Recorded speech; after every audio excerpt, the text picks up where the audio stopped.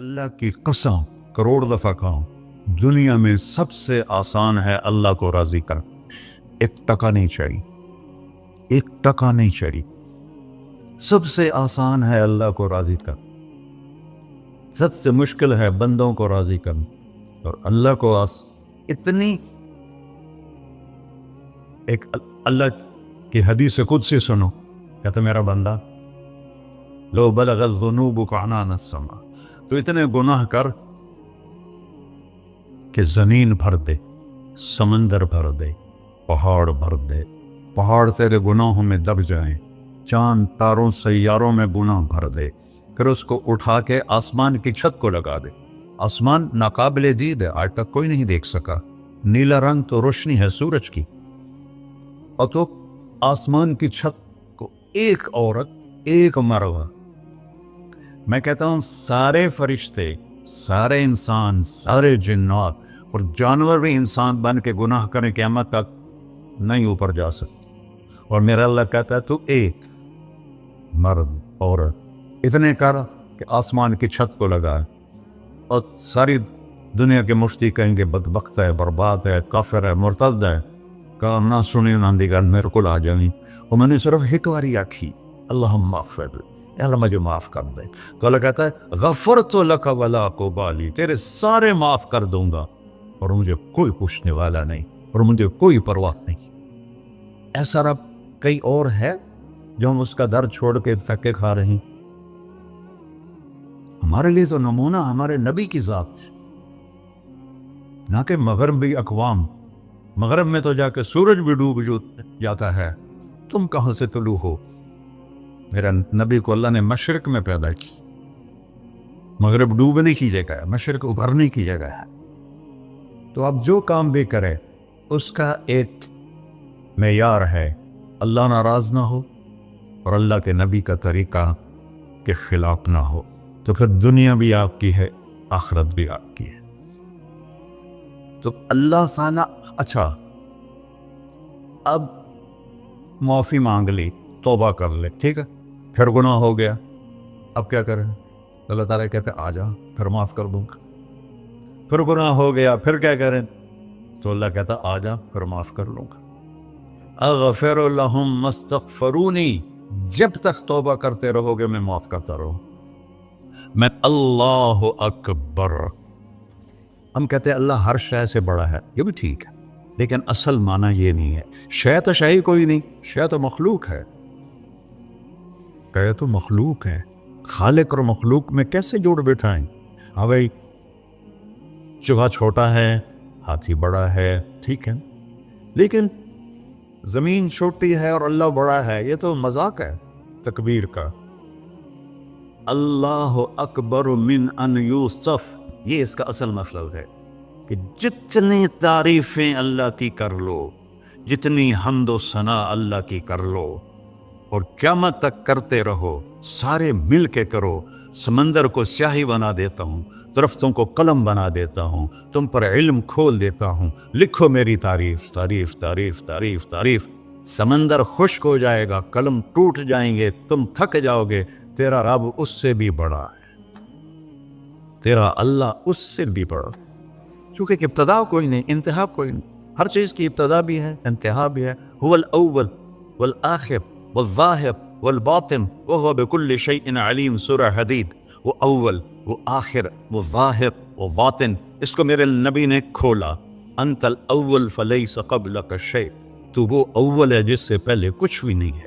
وانت الآخر فلیس بعدک شیء، تو وہ آخر ہے جس کے بعد بھی کچھ نہیں ہے. وانت الظاہر فلیس فوقک شیء، تو اتنا بلند ہے کہ تیرے اوپر کچھ نہیں ہے.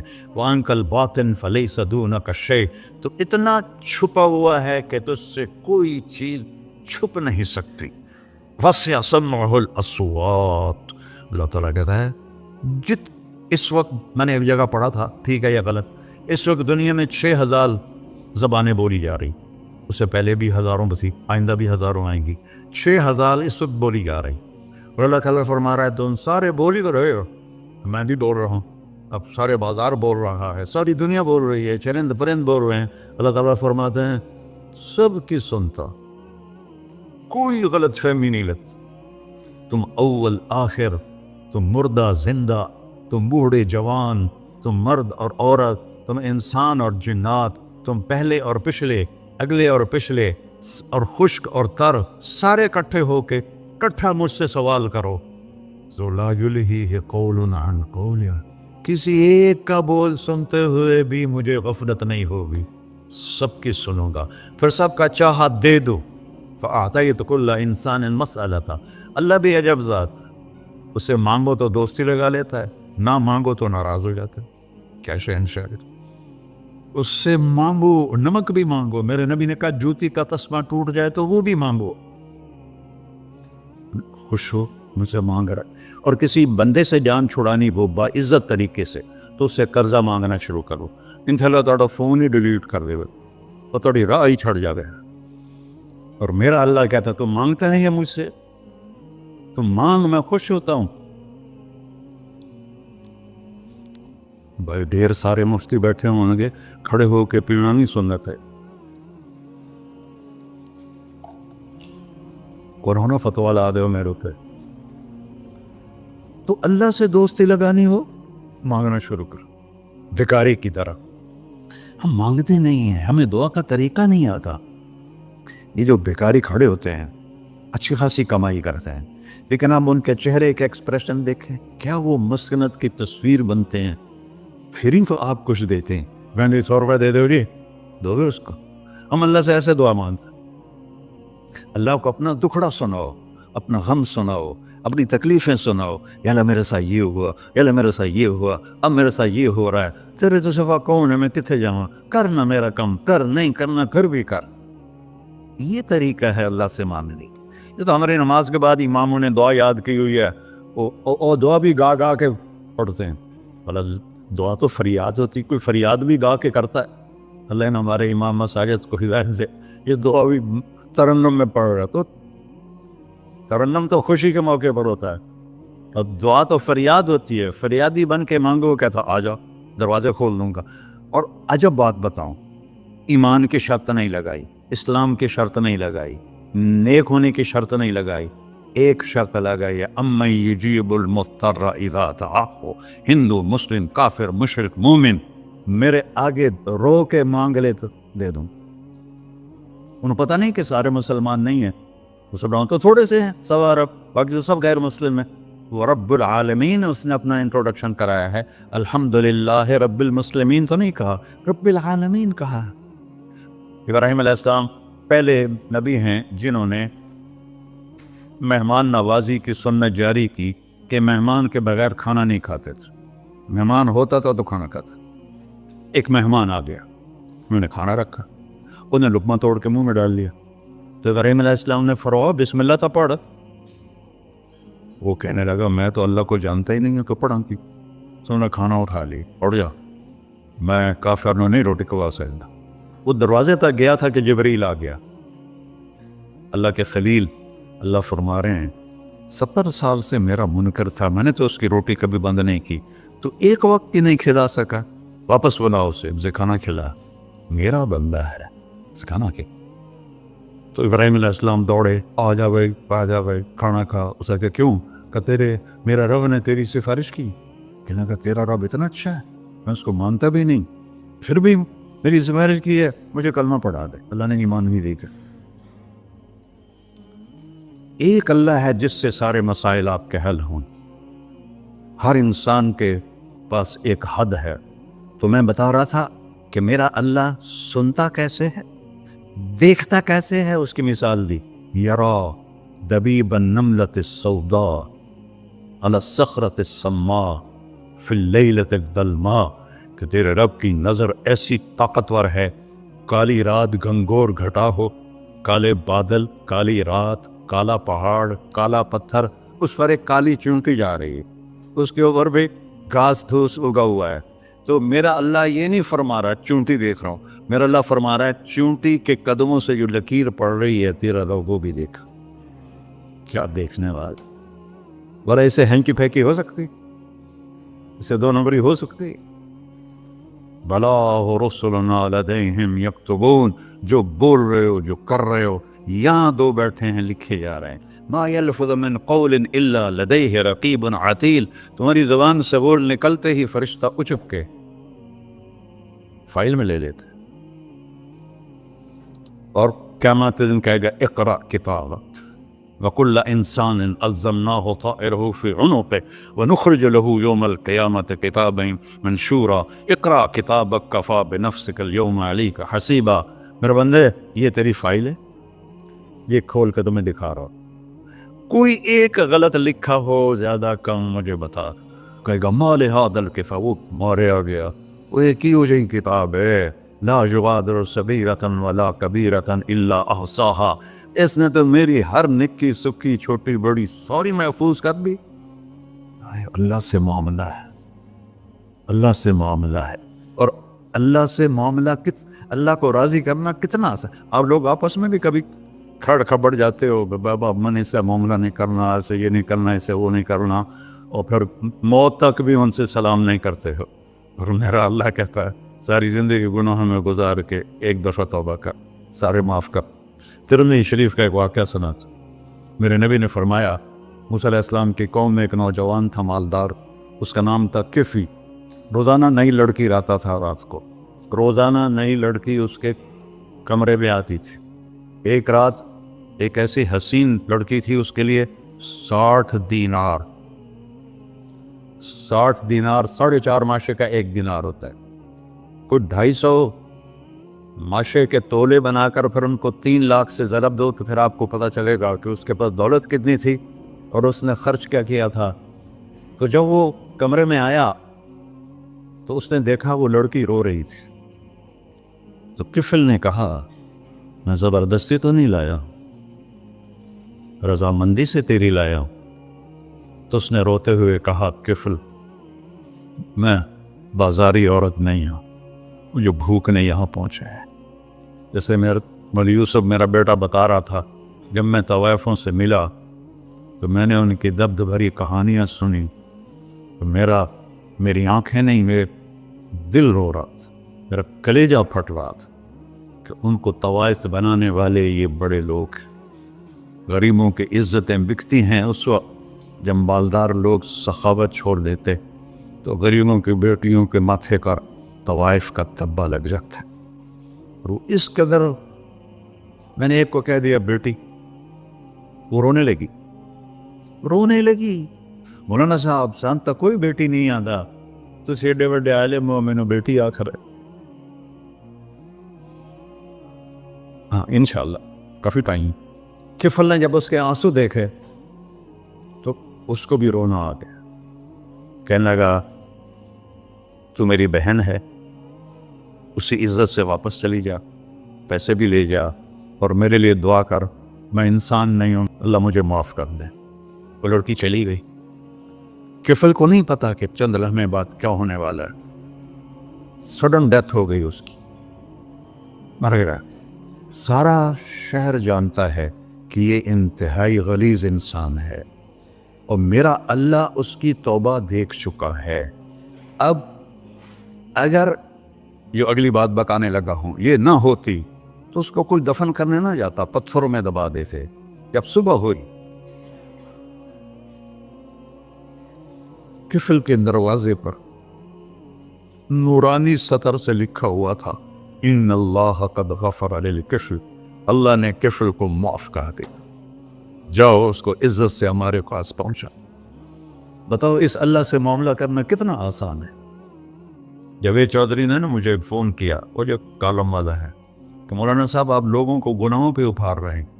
میں نے کہا خیر ہو انشاءاللہ، وہ کی میں کہتا آپ کہتے ہو جتنے مرضی گناہ کرو توبہ کرو معاف ہو جائیں گے، پھر توبہ کرو معاف ہو جائیں گے، آپ کا نوکر 2-3 دفعہ کرے خرابی تو آپ اسے معاف کریں گے؟ میں کہا بڑا بے وقوف ہے تو جاوید چودھری، تو تارے زمین سے اللہ نے حکمڑا چھڑا ہے، تو میں تو اپنے بیٹے کو معاف نہیں کروں گا۔ نوکر تو بات کی بات ہے، وہ اللہ ہے، وہ اللہ ہے۔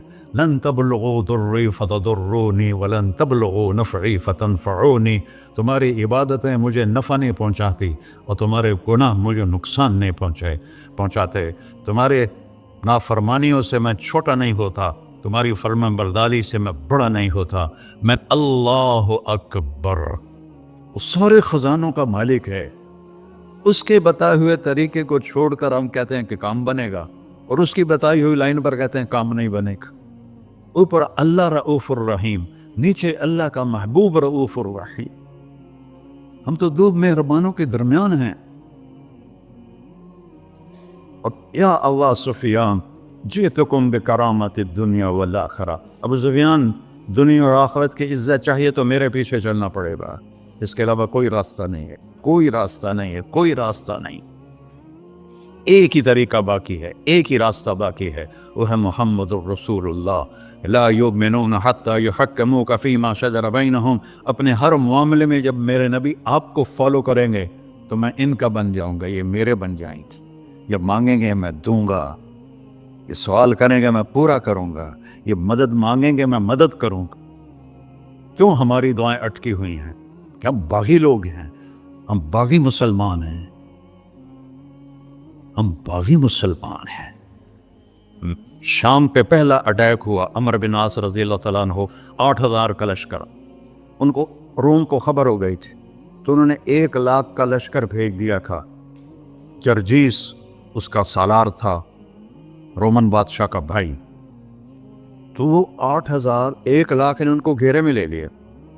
تو حضرت واصلہ رضی اللہ تعالیٰ عنہ اس جنگ میں شریک ہیں، وہ کہتے ہیں کہ ہمیں یقین ہو گیا آج ہماری قبریں یہاں بنے گی، اور عرب کی عادت تھی جنگ میں شعر پڑھتے تھے ابھارنے کے لیے، لیکن حضرت واصلہ فرماتے ہیں اس دن ہمیں شعر بھول گئے، ہماری زبان پہ ایک لفظ تھا، یا رب محمد انصر امت محمد، اے رب محمد امت محمد کی مدد فرما۔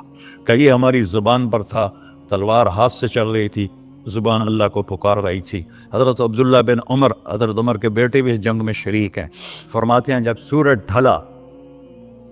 ڈھلا تو ہم بار بار آسمان کو دیکھ رہے تھے، میں نے جب اوپر نگاہ دوڑائی تو میں نے دیکھا انفرجت فی السماء فرجۃ، آسمان کا دروازہ کھل گیا، وخرجت منہا خیول شہب، اور اس سے شہابی رنگ کے گھوڑے اور ان کے اوپر سوار، ان کے سروں پہ سفید پگڑیاں، اور سب سے آگے ایک سوار تھا جس کے ہاتھ میں لمبا نیزہ تھا، وہ آن سے پکار رہا تھا، ابشروا یا امت محمد، اے امت محمد تمہیں بشارت، قد اتاکم اللہ بالنصر، اللہ تمہاری مدد کو آ گیا۔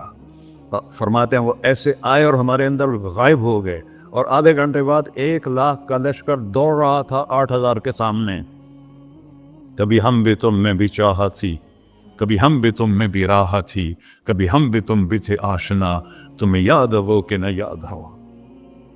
میرے نبی کی زندگی مکمل نمونہ ہے، مکمل، اس کو فالو کرنا ہے، پھر بلڈر بنو، ذمہ دار بنو، پھر ڈاکٹر بنو، پھر تاجر بنو، سائنسدان بنو، عورت ہے مرد ہے جو بھی ہے، کامیابی اس کے ماتھے کا جھومر بن جائے گا کہ وہاں ایک ہی سکہ چلتا ہے، وہ محمد رسول اللہ۔ تو بھائیو، مجھے یہی مختصر بات کرنی تھی کہ اس دنیا کے پیچھے ان دو ہستیوں کو پیچھے نہ کرو، ان کو ناراض نہ کرو۔ یزید نے اہل بیت کا خون کیا، اور اتنا بڑا واقعہ ہے کربلا کہ دنیا کی تعریف میں نہ پہلے کبھی ہوا نہ بعد میں کہ رسول کی نسل کے 18 نوجوان ذبح کر دیے جائیں۔ یزید 90 لاکھ مربع میل پہ حکومت، 90 لاکھ مربع میل، ٹھیک، 42 سال کی عمر میں مر گیا۔ اس کا بیٹا معاویہ بن یزید رحمۃ اللہ علیہ 22 سال کی عمر میں تخت پر بیٹھا۔ باپ نے 3 بر اعظم میں حکومت پھیلائی ہوئی ہے، دادا نے پھیلائی تھی، باپ نے اس کو بڑھایا۔ یزید کے زمانے میں بھی فتوحات ہوئی، اب یہ 3 بر اعظم پر اس نوجوان کی حکومت ہے۔ یہ بلڈر نہیں ہے، یہ بادشاہ آج کل کے صدر وزیر نہیں ہیں، 2 ٹکے کی ان کی قیمت کوئی نہیں ہے، مطلق بادشاہ ہے۔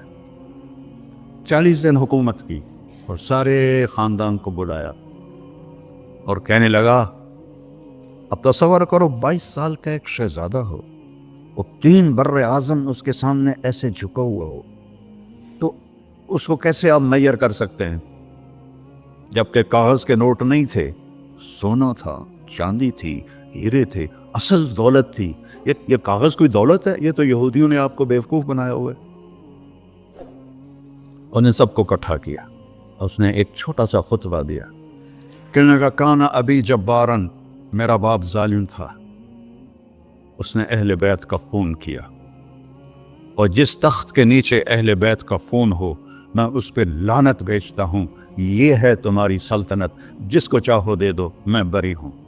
3 बर्र आज़म की हुकूमत अल्लाह रसूल पे कुर्बान करके घर बैठ गया, और आज उसको किस इज्जत के साथ मैं सुना रहा हूँ। उसके बाप को बोलते हुए मेरा लहजा कैसा था, और उसके बेटे को बोलते हुए मेरा लहजा कैसा है। 3 बर्र आज़म की सल्तनत छोड़ दी कि इसके नीचे अहले बैत का खून है, मुझे नहीं चाहिए। तो अल्लाह और उसके रसूल को राजी करने के लिए बड़े से बड़ा सौदा भी सस्ता है, बड़े से बड़ा सौदा भी सस्ता है। एक साहबी आए, या रसूल अल्लाह, मेरा पड़ोसी है, उसकी खजूर ऐसे मेरे घर में आती है, उस पर जब फल पकता है तो वो गिरता है, मेरे छोटे छोटे बच्चे उठा के खाने लगते हैं, उधर से भाग के आता उनके मुंह से निकाल लेता है। उसकी तो मेहनत करें कि इतनी सख्त, वो मुनाफिक था, इसकी इतनी सख्ती ना करें। तो आपने उसे बुलाया, कहा भाई एक सौदा करते हो? कहा जी, ये खजूर मुझे दे दो और मैं जन्नत में खजूर दिनों लेके देता हूँ। कहने लगा या रसूल अल्लाह, कोई और आप फरमाते तो मैं ज़रूर हाजिर कर देता, ये खजूर तो मुझे मेरे बच्चों को बहुत पसंद है, मैं तो माफ़ी चाहता हूँ। उठाई मुनाफिक, तो उसने माफ़ी मांगनी थी। वहाँ एक साहबी बैठे थे, अबू दहदा। जब वो चला गया तो कहने लगे या रसूल अल्लाह, अगर मैं आपको ये खजूर लेके दे दूँ तो मुझे जन्नत में खजूर लेकर देंगे? कहने लगे हाँ, सौदा पक्का है। तो वो गया उसके पीछे, कहने लगा भाई खजूर बेचोगे? कहा नहीं। कह भाई बेच दो। अरे जा, मैंने रसूलुल्लाह को नहीं बेची, तुझे कैसे बेचूंगा? उन्होंने कहा मुंह मांगी कीमत ले ले, मुंह से बोल क्या लेना चाहता। अबू दहदा का बाग था तैयार, 600 खजूरें, मैं जिम्मेदार हूँ, मुझे पता है कि 600 खजूरों की कितनी कीमत होती है। जैसे आप बिल्डिंग को जानते हैं, मैं नहीं जानता, आप जिम्मेदारों को नहीं जानते, मैं जानता हूँ। 600 खजूरों का बाग। तो उसने उसको लाजवाब करने के लिए कहा अपना बाग दे दे, खजूर ले ले। अब ये कहता है फिरोगे तो नहीं। आप लोग ताजर बैठे हैं, उसके बोल की ताकत देखो, उससे कह रहा है अब मुआहदे से फिरोगे तो नहीं। उन्होंने कहा मैं पागल है जो फिर मैंने 600 खजूरों का बाग लग गया। उनका चल डन, 600 खजूरों का बाग तेरा और ये खजूर मेरी। और वहाँ से सीधा गया अपने बाग में।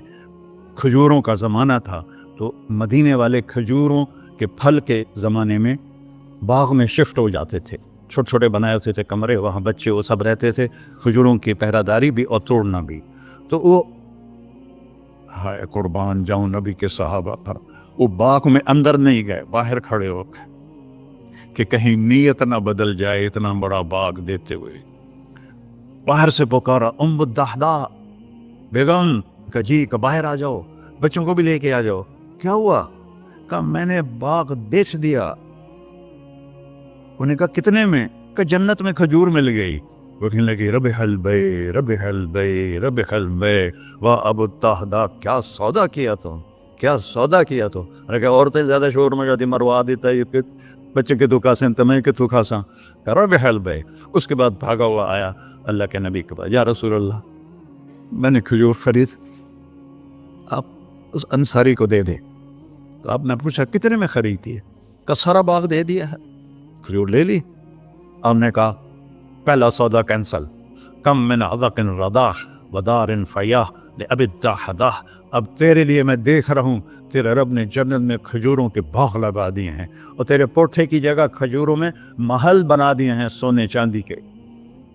जन्नत में तो मिट्टी नाम की शय कोई नहीं, लोहे नाम की शय कोई नहीं। एक हर घर एक इंच सोने की, एक चांदी की, एक ज़ुमर्रद की, एक याकूत की, मुश्क का गारा और ज़ाफ़रान की घास और उसका लंटर अल्लाह का अर्श है।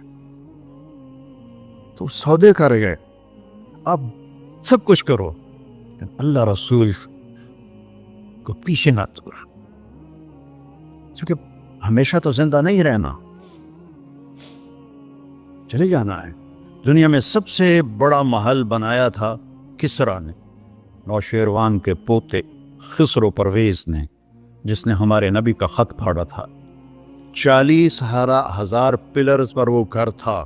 اب لوگ بلڈروں اسکوائر فٹ لگاؤ، 40,000 ستونوں پر وہ گھر کھڑا تھا، اور وہ اس کے اوپر سارا سونا ہیرے جواہر 40,000 پلر پر تھے، اور اس کے 500 بڑے بڑے گنبد تھے، اور سب سے بڑے گنبد میں 1,000 سونے کے فانوس تھے، اور اس میں ایک رات میں 9 من تیل جل جاتا تھا، صرف ایک رات کے لیے اس کو، اور 3,000 باندیاں تھیں، 6,000 نوکر تھے صفائی کے لیے، 12,000 سپاہی تھے اس کی حفاظت کے لیے، لیکن وہ چند سال بھی نہ رہ سکا کہ پلٹا کھایا حالات نے، اور رومن امپائر کیسر نے آ کر اسے شکست دی۔ نینوا میں ہمارے نبی کے خط پھاڑنے کے بعد آپ نے فرمایا تھا کسریٰ نے اپنا ملک پھاڑ دیا، تو وہ آیا، وہ شکست کھائی کسریٰ نے اور بھاگ گیا، اس نے سارے محل کو آگ لگایا، مٹی کا ڈھیر بنایا، اور مسلمانوں میں سب سے بڑا محل بنایا اندلس کے بادشاہ عبد الرحمن نے الثالث نے،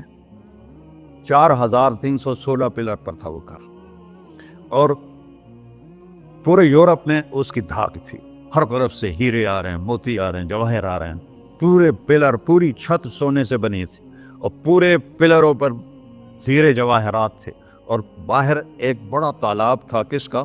پارے کا، پانی کا نہیں، پارے کا۔ اس میں کیا کرشمہ تھا؟ اس کو اس اینگل سے انجینئرز نے بنایا تھا کہ سورج کی شعائیں جب پارے پر پڑتی تھیں تو پارا تو ہلتا ہے، کھڑا نہیں رہتا، تو شعائیں ایسے ایسے ڈانس کرتے کرتے کرتے محل پہ پڑتی تھیں، تو لگتا تھا پورا محل رقص کر رہا ہے۔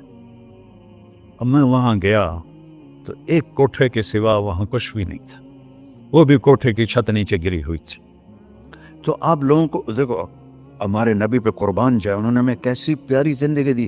وضو سے پہلے ایک دعا سکھائی ہمارے نبی نے، ہم 5 دفعہ تو کم از کم کرتے ہیں وضو، کہ اللہم اغفر لی ذنبی ووسع لی فی داری وبارک لی فی رزقی، دنیا بھی جوڑ دی، آخرت بھی، یار میرے کو نہ معاف فرما، مجھے بڑا گھر دے، مجھے کھلا گھر دے، مجھے کھلا گھر دے، اور میرے رزق میں برکت دے۔ کھلا گھر اللہ کی نعمت ہے، آپ لوگوں کو میسر کر رہے ہیں سہولتیں، آپ کو اجر ملے گا اگر اس میں جھوٹ نہ ہو، سود نہ ہو، کھوٹ نہ ہو، ہیرا پھیری نہ ہو، وعدہ خلافی نہ ہو، تو یہی آپ کی جنت کا راستہ ہے۔ تو اللہ رسول سے صلح کر لو بھائیو، بس میری اتنی گزارش۔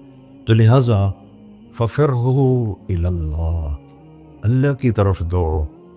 اللہ کی طرف دوڑنے کا اللہ نے سورہ نساء میں کہا فلا وربک لا یؤمنون حتی یحکموک فیما شجر بینہم۔ میرے محبوب، یہ پہلی قسم ہے قرآن کی، جو قرآن میں قسمیں ہیں، سورہ نساء پہلی قسم ہے، اور اتنا اس میں اظہار محبت ہے جس کو کسی بھی زبان میں منتقل نہیں کیا جا سکتا۔ میں کوشش کرتا ہوں تھوڑا واضح کرنے۔ قسم کھانے والا خود رب ہے، خود آپ ہے، اور کیا کہہ رہا ہے؟ مجھے آپ کے رب کی قسم۔ اس سے لگتا ہے کہ قسم کھانے والا رب کوئی اور ہے اور رب محمد کوئی اور ہے۔ عربی میں جب اظہار محبت کو پیک پہ پہنچایا جائے، جس کے آگے اوپر کوئی چوٹی نہ ہو ہمالیہ کی طرح، تو وہاں یہ تکلم کا سلیقہ اور طریقہ ہوتا ہے جس کو اللہ نے صرف اپنے حبیب کے لیے استعمال کیا۔ فدا و رب، مجھے آپ کے رب کی قسم۔ سبحان، نہیں، میں اس کو جو محسوس کر رہا ہوں وہ میں آپ کو بتا نہیں سکتا ہوں۔ جو اللہ نے مجھے عربی پڑھنے کی توفیق نصیب فرمائی، کہاں گورنمنٹ کالج اور کہاں گانا بجانا، کہاں اللہ نے راستہ موڑ دی، تو یہاں اتنا اظہار محبت ہے جس کو سمیٹا نہیں جا سکتا۔ تو اس کے بعد ہے فلا و ربک، مجھے آپ کے رب کی قسم۔ اللہ اپنی قسم کیسے اٹھا رہا ہے؟ اپنے نبی سے جوڑ کر، مجھے آپ کے رب کی قسم۔ یہ آباد والوں کو بتا دو، جب تک آپ کی غلامی نہیں کریں گے میرے نظر میں کوئی حیثیت نہیں ہے۔ شاید برج خلیفہ سے بھی بڑا ٹاور بنا دیں، کوئی حیثیت نہیں۔ یہاں حیثیت کا سکہ محمدیت پر ہے، نہ کہ پیسے پر، نہ کہ شکل و صورت پر، نہ کہ کسی اور نسبت کا۔ ایک ہی سکہ ہے، وہ ہے محمد و بسو. جب ہمارے نبی تشریف لے گئے معراج تو آپ نے عرض کی یا اللہ اتخذت ابراہیم خلیلا وموسیٰ کلیما وَأَلَنْتَ لِدَاوُودَ الْحَدِيدَ وَسَخَّرْتَ لِسُلَيْمَانَ الرِّيَاحَ وَأَحْيَيْتَ لِعِيسَى الْمَوْتَى فَمَاذَا جَعَلْتَ لِي. یا اللہ یہ معراج موسیٰ علیہ السلام نے کہا ارنی انظر الیک، تھوڑا اپنا نظارہ تو کرا دے. تو اللہ تعالیٰ نے کہا لن ترانی موسیٰ، تیرے بس کا نہیں ہے. موسیٰ علیہ السلام لاڈلے نبی تھے، ہمارے نبی نے فرمائے وہ اللہ سے ضد کر لیتے تھے کہ نہیں ایک باری تو دیکھنا ہے. کہا اچھا ٹھیک، میں پہاڑ پہ تجلی ڈالتا ہوں، وہ کھڑا رہے گا تو بھی دیکھ لے. فلما تجلی ربہ للجبل، اب یہ عرش کے اوپر سے تجلی آئی ہے، پہاڑ پہ پڑی ہے. جعلہ دکا، پہاڑ ریت بن گیا. وخر موسیٰ صاعقا، اور موسیٰ علیہ السلام بے ہوش ہو کے یہ گئے. پتہ نہیں کتنی دیر پڑے گئے. جب ہوش میں آیا تو کہنے یا اللہ میری توبہ ہوں میں نہیں آتا. اور یہاں سارے پردے ہٹا کر اللہ اور محبوب آمنے سامنے، اور وہ انہی آنکھوں سے دیکھ. جنت میں اللہ نئی آنکھ دے گا جس سے ہم اللہ کو دیکھیں گے، نئے کان دے گا جس سے ہم اللہ کی سنیں. میرے محبوب تو اسی دنیاوی آنکھوں سے اپنے اللہ پر ایسے دیکھ رہے ہیں.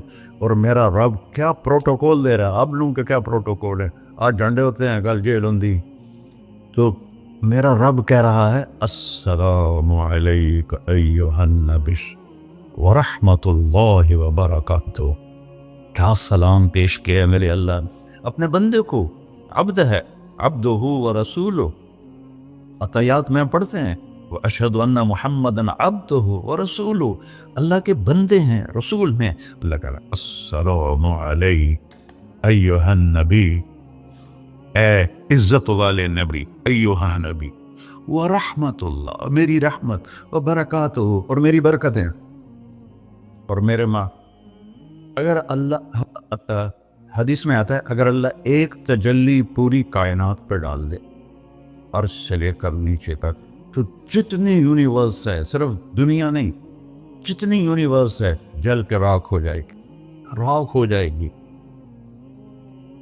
اور جو آج تک ناسا والوں نے ڈھونڈا ہے وہ 3% ڈھونڈا ہے، 97% بلیک ہے.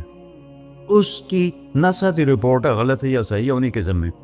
یہاں سے جہاز اڑے روشنی کی رفتار 3,00,000 کلومیٹر فی سیکنڈ، 3,00,000 کلومیٹر فی سیکنڈ اڑے، اور یہاں تک 90 ارب سال اڑتا رہے تو یہ 3% کور ہوگا. تو جو 97% ہے پھر تو نظر ہی نہیں آتا ہے. تو میرے نبی نے فرمایا کل کائنات جل کے راکھ ہو جائے گی. اور میرے رب نے پردہ ہٹایا، اپنے حبیب کو اپنا آپ دکھایا. وہ انہیں دیکھ رہے ہیں، یہ انہیں دیکھ رہے ہیں. ہوش و حواس میں بات ہو رہی ہے. اتنی بڑی ہستی کو چھوڑ کر آپ لوگ یا میں کیسے صحیح راستے پہ چل سکتے ہیں؟ جن کا علم کی انتہا ہے اللہ، اور جس نے اللہ کو دیکھ لیا ہو اس کے علم کو کوئی پہنچ سکتا ہے؟ پھر آپ نے فرمایا جیسے میں آگے دیکھتا ہوں میں پیچھے بھی دیکھتا ہوں. اللہ مجھے پیچھے بھی دکھا تھا، آگے بھی دکھا تھا. اب نماز پڑھا رہے تھے، نماز چلنا شروع کر دیا.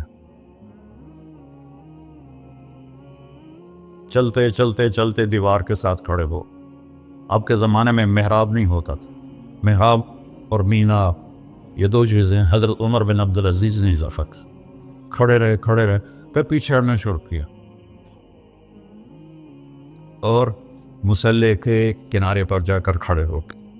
اب سارے صحابہ پریشان کہ ایک ہی ہو گیا، پہلے تک کبھی ہویا نہیں. تو جب آپ نے سلام پھیرا کہ یا رسول اللہ، یہ آپ نے کیا کیا نماز کے اندر؟ ہماری تو سمجھ سے باہر ہے. آپ نے کہا جب میں آگے بڑھا تو مجھے جنت نظر آ رہی تھی، اور اس کے انگوروں کے گچھے اس کی دیواروں کے باہر نظر آ رہے تھے. ان کو دیکھ کے میں آگے چلے. اور جنت کہاں ہے؟ 7ویں آسمان پہ فاؤنڈیشن، بغیر لوہے، بغیر بجری کی، بغیر سیمنٹ کے، بغیر یہ اینٹوں کے، اللہ کے امر کی فاؤنڈیشن ہے، اور اس کی چھت اللہ کا عرش ہے. اور پھر وہ ساتویں آسمان سے ادھر بھی باہر نکلی ہے، جیسے اب لنڈر ڈالتے ہیں، ادھر بھی باہر نکلی ہے، ادھر بھی باہر نکلی ہوئی ہے. اور اس دنیا کو جتنا بھی آپ آباد کر لو، یہ ہو بھی تو نہیں، نہ مٹنا تو ہے اس نے، کہ اس کو بنانے والے نے آبادی کے لیے بنایا ہی نہیں ہے. ہاں چند دن کے لیے آئے ہیں تو اپنی ضرورتوں کو اللہ رسول کی منشا کے مطابق پورا کریں اور جائیں اپنے گھر. تو میرے نبی وہ دیکھ رہے ہیں. اور پھر کہنے لگے آپ پیچھے کیوں ہٹے؟ کہ پھر اللہ نے مجھے جہنم دکھائی. جہنم کہاں ہے اس کو میرے نبی نے فکس کر کے بتایا جیسے جنت کو بتایا؟ نہ، اللہ نے بتایا ہے وہ بھی اوپر ہی. کب مجھے جہنم نظر آئی، اس کے شعلے نظر آئے تو ڈر کے میں پھر پیچھے ہٹ گیا. اب بتاؤ، جو اتنی بڑی آنکھ رکھتا ہو، آپ اس کی بات کو نہ مانیں اور بازار کی بات مانیں تو ہم سے بڑا کوئی بیوقوف ہے؟ میرا نبی کہتا ہے، میرا اللہ کہتا ہے، اللہ سود کو مٹاتا اور صدقے کو بڑھاتا ہے. آج کے سب تاجروں کا ذہن ہے بینکوں کے بغیر ہم کام کیسے کریں گے. تو میرے تو میں ایک حدیث بیان کر رہا تھا کہ یا اللہ میرے لیے کیا ہے؟ تو اللہ تعالیٰ نے فرمایا آپ کے لیے وہ ہے کسی کے لیے. اولیس قد اعطیتک افضل من ذلک کلہ، میرے محبوب آپ کو تو میں نے وہ دیا ہے جو کسی کو بھی نہیں دیا. یا اللہ کیا دیا ہے؟ کہا اللہ ذکرت الا ذکرت معی، قیامت تک تیرا نام میرے نام کے ساتھ جڑ گیا ہے، یہ جدا نہیں ہو سکتا. لا الہ الا اللہ بولو آگے. لا الہ الا اللہ کے ساتھ 1.25 لاکھ نبی جڑے، آدم بھی جڑے، شیس بھی جڑے، ادریس بھی جڑے، نوح بھی جڑے. لیکن جیسے کسی کا ٹرانسفر ہو جاتا ہے تو نیم پلیٹ تبدیل ہو جاتی ہے. ہر نبی کے جانے کے بعد کلمے کا دوسرا حصہ اس کے نام کے ساتھ تبدیل ہو جاتا تھا. لیکن اللہ نے فرمایا میرے محبوب قیامت کا دھماکہ بھی تیرے نام کو مجھ سے دور نہیں کر سکتا. اللہ ذکرت الا ذکرت معی، قیامت تک تیرا نام میرے نام کے ساتھ جڑ گیا. وشرحت لک صدرک، میں نے آپ کا سینہ کھول لیا. ورفعت لک ذکرک، میں نے آپ کے نام کو بلند کر دیا. وجعلتک فاتحا وخاتما. یہ دو عجیب صفتے ہیں. اب لوگ پہلے آئے ہیں، میں بعد میں آیا. اب میں پہلے کہلا سکتا ہوں؟ میں تو پہلے آیا نہیں، میں تو بعد میں آیا. اور کچھ لوگ میرے بھی بعد آئے ہیں. جو پہلے آئے ہیں وہ بعد میں نہیں کہلائے جا سکتے، جو بعد میں آئے ہیں وہ پہلے نہیں کہلا سکتے. اور میرا رب کہہ رہا جعلتک فاتحا، ابتدا کرنے والا بھی تو ہے، وخاتما، اور انتہا کرنے والا بھی تو ہے میرے محبوب. تو اللہ رسول سے صلح کر لو بھائیو، بس میری اتنی گزارش. اور آخر میں ایک حدیث سناتا ہوں. 10 لاکھ حدیثیں ہیں میرے نبی کی، ایک سناتا ہوں ساری کور ہو جائیں گی. ایک تو ہے فرض، نماز نہیں چھوڑنا، روزہ نہیں چھوڑنا، زکوٰۃ نہیں چھوڑنا، حج فرض ہے نہیں چھوڑنا. اس کے بعد میرے نبی نے کہا 4 چیزیں مجھ سے لے، 5 میں نہیں کہیں کہ 4 باتیں مجھ سے لے لو، صرف 4 باتیں مجھ سے لے لو، دنیا بھی تمہاری ہے، آخرت بھی تمہاری. سبحان اللہ. اور اس سے زیادہ کیا آسانی دے میرا نبی. اتنے 100 نفل پڑھو ہوتے، اتنے عمرے کرو ہوتے، اتنے حج کرو ہوتے، اتنی تہجد پڑھو ہوتے، تو سارے مر گئے آج سے. کہ 4 باتیں لے لو، دنیا میں بھی مزہ رہے گا، آخرت میں. پہلی بات کیا ہے؟ صدق و حدیث، ہر معاملے میں سچ بولنا، جھوٹ نہ بول. ایک صحابی نے پوچھا یا رسول اللہ مسلمان بزدل ہو سکتا ہے؟ اب نے کہا. کنجوس ہو سکتا ہے؟ اب نے کہا. جھوٹ بول سکتا ہے؟ کہ نہیں، جھوٹ نہیں ہو سکتا. سچ بول، سچ کی قیمت ادا کرو. حفظ و امانت، کسی کو دھوکہ نہ. چیز کوئی اور ہو، دکھا کوئی اور رہے ہو، میٹیریل کوئی اور ہے، بتا کوئی اور رہے ہو. حفظ و امانت، دیانتداری سے کام کرو، کسی کو دھوکہ نہ دو. آپ نے فرمایا میں اپنے امتی سے ہر گناہ کی توقع رکھتا ہوں، بشر ہے بیچارہ، لیکن میرا امتی ہے تو 2 نہیں کرے. واہ یا رسول اللہ، آپ نے کیا چاہا اور ہم نے کیا کیا. کہ 2 کام نہیں کرے گا، ایک جھوٹ کبھی نہیں بولے گا، ایک دھوکہ کبھی نہیں دے گا. وہ سب ہمارے، میں تو 100 ملک پھرا ہوں، مسلمان جھوٹ اور دھوکے میں پھنسے پڑے، غرق ہوئے پڑے، چاہے عربی ہیں چاہے غیر عربی ہیں، مالدار ہیں فقیر ہیں، اس گندگی میں سب ڈوبے ہوئے. تو صدق و حدیث، سچ بولو. حفظ امانت، دھوکہ نہیں دینا. تیسری کیا ہے؟ حسن خلیقت، اخلاق اچھے کر. اخلاق اچھے کر. اور اخلاق اچھے کرنے کے لیے ایک کام کر لی، اس کو تالا لگا، صرف ایک کام. اس سے کوئی گالی نہ نکلے، جھوٹ نہ نکلے، غیبت نہ نکلے، طنز نہ نکلے، بے عزت نہ کرو. عام طور پر ہمارے ماحول میں نوکروں کو بہت ڈانٹ ڈپٹ ہوتی ہے، اس کو قابو میں رکھو. سوچو اسی جگہ میں ہوتا نوکر تو میں یہ پسند کرتا. اپنے اخلاق کی چابی ہے زبان کا میٹھا بول، اور خاص طور پر والدین کے ساتھ، اور سب سے زیادہ اہم بیوی کے ساتھ. میرے نبی نے فرمایا بہترین مسلمان وہ ہے جو بیوی سے اچھا سلوک کرتا، کہ وہ ماں باپ بہن بھائی گھر سہیلی ماحول ثقافت تہذیب سب کچھ چھوڑ کر ایک بول کے ساتھ آپ کے گھر آ جاتی. آپ کے بچے کا 9 مہینے بوجھ اٹھاتی ہے، اس کو دودھ پلاتی ہے، اس کی چھاتیاں لٹک جاتی ہیں. کبھی آپ کے لیے وہ ناشتہ بنا رہی ہے، کبھی کھانا بنا رہی ہے، کبھی آپ کے کپڑے کا خیال کر رہی ہے، اور آپ ایک چھوٹی سی بات پر اس کی عزت اتار کے پھینک دیتے ہیں. تو میرے نبی نے فرمایا سب سے بہترین مسلمان وہ ہے جو بیوی کے ساتھ حسن سلوک کرتا ہو. پھر آپ نے کہا اور میرا سلوک اپنی بیویوں سے سب سے زیادہ اچھا ہے. اظہار محبت کرو، ماں سے باپ سے اولاد سے بیوی سے. اظہار بہت ضروری. یہ پریزنٹیشن اظہار ہی تو تھا. یہ اظہار نہ ہو تو پتہ کیسے چلے؟ اپنے ماں کے پاؤں چومو، باپ کا ماتھا چومو، ان کے آگے نوکر بن کے کھڑے ہوئے. بیوی سے کہو مجھے تم سے بہت پیار ہے. وہ اچھا کپڑا پہنے تعریف کرو، اچھا کھانا بنائے تعریف کرو. انسان بھوکا ہے اس چیز کا. میرے نبی سے بڑھ کر کوئی ہو سکتا ہے؟ آپ حضرت عائشہ سے فرما رہے ہیں، چونکہ حضرت عائشہ کماری بھی تھی، چھوٹی بھی تھی. حضرت عائشہ جس نے اللہ کو دیکھا ہو اس کے لیے عورت کوئی چیز نہیں ہے. ایک حدیث سنا تھا مالی فی النساء من رغبہ، مجھے عورتوں کی کوئی رغبت نہیں. اللہ کو دیکھنے کے بعد کس چیز کی رغبت؟ ہم نے کہا عائشہ انہو لیہون علی الموت ان اریتک زوجتی فی الجنہ. عائشہ جب سے مجھے پتا چلا ہے نا تو جنت میں میری بیوی ہے تو مجھے تو موت ہی اچھی لگنے لگ گئی. یہ اظہار محبت ہمیں سکھایا. اپنے بچوں کے ساتھ بھی. میرے بچے بڑے ہو گئے لیکن میں نے ایشل گلے لگاتا ہوں جیسے یہ چھوٹے بچے، کہ یہ محبت ٹرانسفر ہوتی ہے. ہم اظہار نہیں کر سکتے. تو بچوں پر اپنی رائے مسلط نہ کہو کہ وہ بڑے ہو جائیں تو شریعت نے ان کو حق دیا ہے. اس سے آپ کا گھر خوبصورت بن جائے گا. یہ میری نبی کی پیاری زندگی کے چند صفحات میں نے آپ کے سامنے پیش کیے ہیں. تو طویل داستان ہے، سناتے سناتے عمر بھی بیت جائے تو ایک ذرہ بھی ادا نہ ہوگا.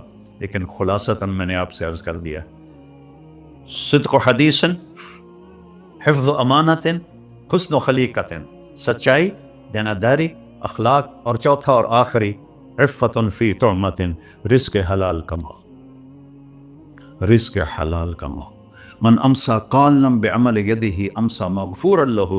مسلم شریف کی حدیث ہے، جو صبح سے شام تک اپنے دنیا کے کاموں میں حلال اور رزق کی تلاش میں تھک کے گھر جاتا ہے اس کے اس دن کے سارے گناہ معاف ہو جاتے. کتنا بڑا عمل ہے رزق حلال. بندگی بن جاتا ہے. آپ نے ایک صحابی کو دیکھا، ان کے ہاتھوں پہ چھالے نہیں، وہ جو مزدوروں کے نشان ہوتے ہیں نا کئی چلا چلا کے، وہ تھے. تو آپ نے ان سے پوچھا سعد یہ کیا ہے؟ کہ یا رسول اللہ بچوں کے لیے روزی کماتا ہوں، اپنے ہاتھ سے کام کرتا ہوں، تو میرے ہاتھوں پہ یہ نشان پڑ گئے. تو آپ نے ان کا ہاتھ ایسے پکڑ سب کو دکھا کر ایسے اس کا بوسہ لیا، پھر فرمایا جو ہاتھ بچوں کو حلال کھلاتے ہوئے ایسا ہو جاتا ہے اس پہ جہنم کی آگ حرام ہو جاتی. صرف نماز سے نہیں گناہ معاف ہوتے، حج سے نہیں معاف ہوتے، رزق حلال کے کمانے سے بھی روزانہ کی صفائی ہو جاتی ہے.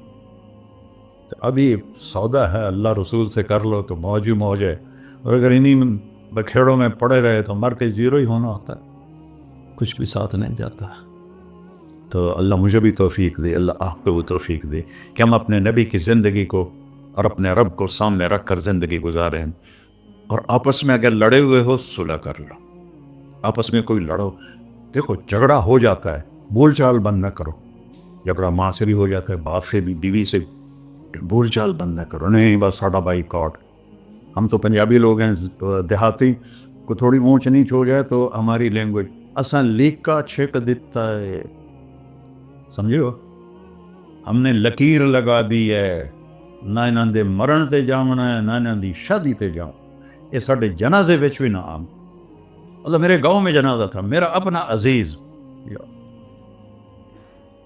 اس کی والدہ فوت ہو تو رشتہ داروں میں قریبی رشتہ دار جنازے میں پہلی صف میں کھڑا تھا تو جنازے پر تو سب کے دل نرم ہو جاتے ہیں جب اس نے دیکھا نا کہ میاں صادق میری ماں دے جنازے چ باہر نکل جا یہ تہذیب ہے ہماری تو جھگڑا ایک فطری چیز ہے لیکن بول چال بند نہیں کرنی ہے دل میں نفرت نہیں پالنی ہے اس کو صاف کر کے معاف کرنا ہے اللہ بہت خوش ہوتا ہے اور میاں بیوی میں جھگڑا ہو جائے اور وہ صلح کر لیں اللہ ان کے پچھلے سارے گناہ معاف کر دیتا ہے کیا مزے کی بات السلام علیکم